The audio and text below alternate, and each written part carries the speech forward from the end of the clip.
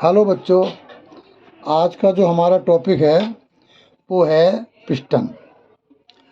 हमने short video डाली थी, आप लोगों ने देखी भी थी और उस पर कमेंट्स भी आए थे कि सर इसकी एक डिटेल वीडियो बनाओ। तो ये आज की हमारी पिस्टन के ऊपर है। सबसे पहले तो हमें ये पता होना चाहिए कि पिस्टन किस चीज़ का बना होता है और किस काम में आता है। तो जो भी हमारे पिस्टन्स हैं, मैक्सिमम इनका यूज हम कहाँ करते हैं? रेसिप्रोकेटिंग मोशन में, चाहे वो एयर कंप्रेसर हो और चाहे वो हो हमारा इंजन। ठीक है, तो इंजन में और एयर कंप्रेसर में मोस्टली पिस्टन का ही इस्तेमाल होता है। ये जो मेरे पास पिस्टन रखा है, जो आप देख रहे हैं, ये पिस्टन है हमारा एयर कंप्रेसर का। एयर कंप्रेसर का और इंजन का पिस्टन लगभग सेम ही होते हैं सारे, हल्की सी बनावट में फ़र्क होता है। ये आप देख रहे हैं टॉप वाला व्यू, ये टॉप में ये बिल्कुल प्लेन है, लेकिन जो हमारे ऑटो इंडस्ट्रीज़ के अंदर पिस्टन होते हैं इंजन वगैरह के, उसमें क्या होता है, इसमें हल्का सा एक खड्डा सा होता है बना हुआ। वो जो गड्ढा होता है हल्का होता है, ज़्यादा नहीं होता, और थोड़ा एक साइड को टेपर सा भी रहता है। उसके पीछे की वजह क्या है कि इंजन में जब इंजन चलता है और उस पे ऊपर फ्यूल बर्न होता है तो कार्बन पैदा होता है। तो वो कार्बन पिस्टन के और हेड के और पिस्टन के या उसके सक्शन डिलीवरी जो वाल्व हैं उसके बीच में ना आए, इसलिए वहाँ बीच में थोड़ा सा स्पेस बना देते हैं ताकि वो सारा कार्बन वहाँ इकट्ठा होता रहता है। अब ये प्लेन है, ये भी एक पहचान है। ये भी आप लोग अपना दिमाग में बैठा लो कि अगर प्लेन है तो आप देखकर ही बता देंगे कि ये पिस्टन है और एयर कंप्रेसर का है। इंजन का तो ये हो ही नहीं सकता। अच्छा, इन दोनों पिस्टन में समानता क्या है वो भी ज़रूरी है। एक तो देखने में दोनों एक जैसे लगते हैं, और अगर मैं इसको उठा के ऐसे दिखाऊं आपको, ये देखिए ठीक है, अगर मैं ऐसे दिखाऊं तो आप पहचान नहीं सकते कि कौन सा कंप्रेसर इंजन का है और कौन सा कंप्रेसर का है दोनों पिस्टन में से। क्योंकि उसके अंदर भी मैं आपको बता दूं, जो ये ग्रुप बने हुए हैं ये वाले, इनमें आते हैं हमारे रिंग। रिंग की भी थोड़ी हिस्ट्री देख लो।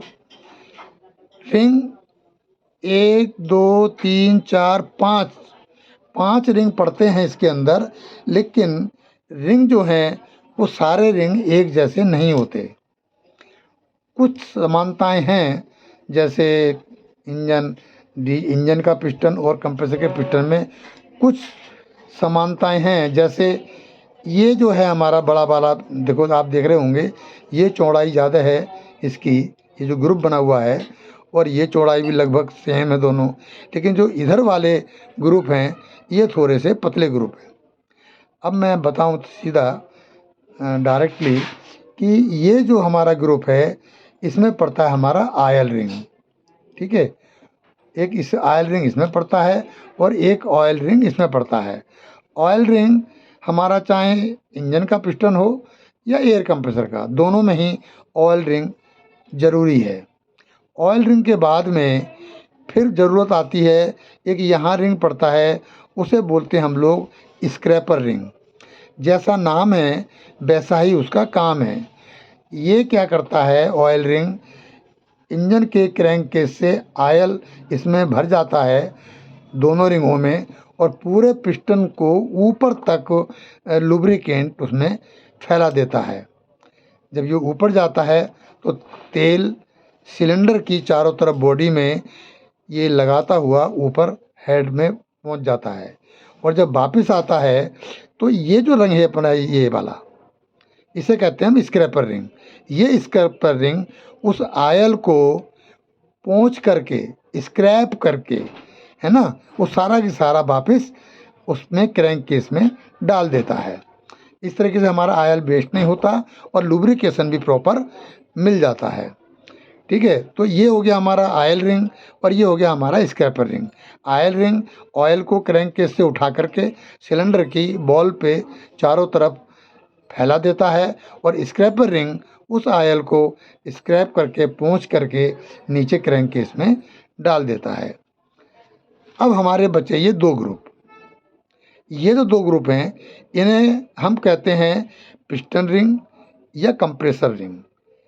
एक ही बात है, ये क्या करते हैं दोनों आयल, ये जो दो रिंग हैं ये दोनों रिंग ही असल में पिस्टन रिंग हैं। बेसिकली यही प्रेशर बनाते हैं, यही एयर को कंप्रेस करते हैं, जिसके नाम पे इसका नाम कंप्रेसर पड़ा है। और यही दोनों में यही काम करते हैं, चाहे वो इंजन हो या कंप्रेसर हो। यही उसको एयर को, जब हमारा पिस्टन टॉप से बॉटम की साइड जाता है नीचे की तरफ, तो क्या करता है हमारा जो सक्शन वाला वाल्व है वो खुल जाता है और सारी एटमॉस्फेयर से एयर हमारी सिलेंडर में भर जाती है। जब ये ऊपर जाता है तो क्या होता है कि जो हमारा सक्शन वाला वाल्व है वो बंद हो जाता है और डिलीवरी वाला वाल्व खुल जाता है। यानी कि वो सारा जो एयर अंदर आई थी वो कंप्रेस होके वो बाहर को एटमॉस्फेयर में मतलब टैंक वगैरह में वो जाके स्टोर हो जाती है। एटमॉस्फेयर से ये एयर को सक करेगा और उसे कंप्रेस करके आप किसी भी चीज़ में, एयर टैंक में, एयर रिसीवर में, कहीं पे भी उसे स्टोर कर सकते हैं।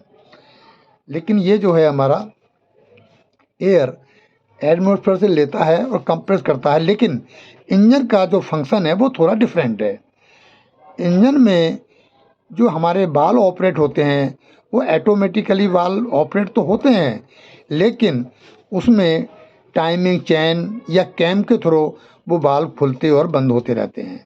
उनका एक पर्टिकुलर टाइम होता है कि कौन सा वाल्व कब खुलेगा, बस वहाँ पे जो टाइमिंग वाली बात है वो अलग करती है कंप्रेसर से इंजन के लिए। वाल्व, इसके जो वाल्व हैं अपने आप खुल जाते हैं नेचुरली, उन्हें कोई अलग से उसके अंदर, इसके अंदर अटैचमेंट लगा हुआ नहीं होता कि पिस्टन कहाँ होगा, कब होगा और कब वाल्व खुलना चाहिए, कब नहीं खुलना चाहिए। इसमें एयर के प्रेशर से ही जैसे नीचे जाएगा तो हमारा सक्शन वाल्व अपने आप खुलेगा कोई मैकेनिज्म लगा हुआ नहीं है।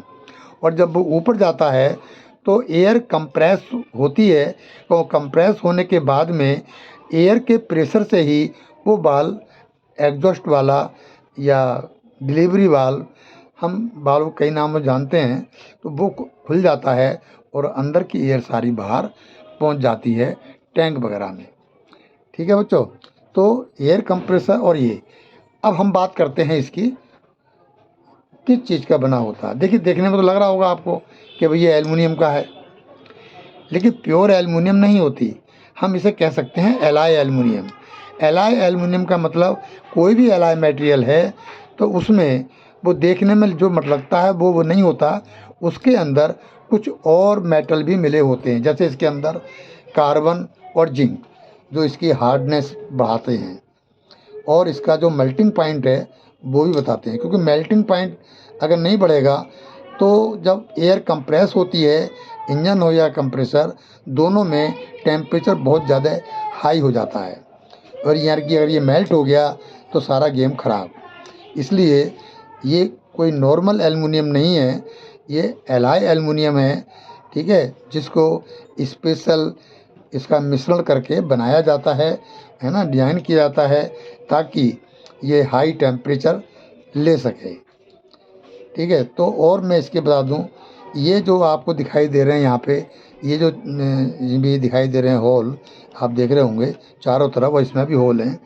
और इधर आपको दिखाऊं पिस्टन अगर में, तो जब ये नीचे जाता है इस सारे में एयर मिक्स आयल भर जाता है और वो आयल इन होल से आकर के रिंग में स्टोर हो जाता है। और वो रिंग, ये दोनों की बात कर रहा हूँ मैं, दोनों सेम रिंग हैं ये और ये। मैं आयल रिंग दिखा दूंगा आपको। ठीक है, मैं एक आयल रिंग, ये रिंग के ऊपर एक अलग वीडियो बनाऊंगा, आप थोड़ा सा देख लीजिए। ठीक है, तो इसमें आयल भर जाता है और फिर जब पिस्टन ऊपर जाता है तो वही मैंने बताया था प्रोसेस आपको, सारे में ये जो है हमारी आयल उसको फैला देता है। ठीक है, और स्क्रैपर रिंग उसे स्क्रैप करके ले आता है।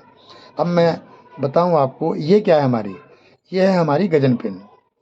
ठीक है। ये हमारी गजन पिन है और इसी में लगती है कनेक्टिंग रॉड। जो मैं नाम ले रहा हूँ ये धीरे धीरे सब दिखा दूंगा आपको। और ये देखिए यहाँ लगता है हमारा सर क्लिप, जैसे हम लॉक कहते हैं, ठीक है। इसमें हमारी गजन पिन ये कनेक्टिंग रॉड लग जाती है। उसको हम जानते हैं स्मॉल एंड और बिग एंड के नाम से। स्मॉल एंड जो होता है वो पिस्टन में लगता है और बिग एंड लगता है क्रैंक के अंदर, ठीक है। तो ये हमारा पिस्टन की जानकारी मेरे ख्याल से काफ़ी है। बाकी मैं जब रिंग के बारे में बताऊंगा तो थोड़ा सा और डिटेल में आपको बता दूंगा, ठीक है। तो बच्चों आज के लिए इतना ही काफ़ी है। अब नेक्स्ट वीडियो में मिलेंगे, मैं इसके रिंग वगैरह भी, कनेक्टिंग रॉड, रिंग और क्रैंक शाफ्ट वगैरह एक एक करके सब आपको दिखाता रहूँगा, ठीक है बच्चों। तो गुड नाइट, आज के लिए काफ़ी है, ठीक है। और हम नेक्स्ट वीडियो बाद में बनाते हैं फिर आपको। Okay, thank you.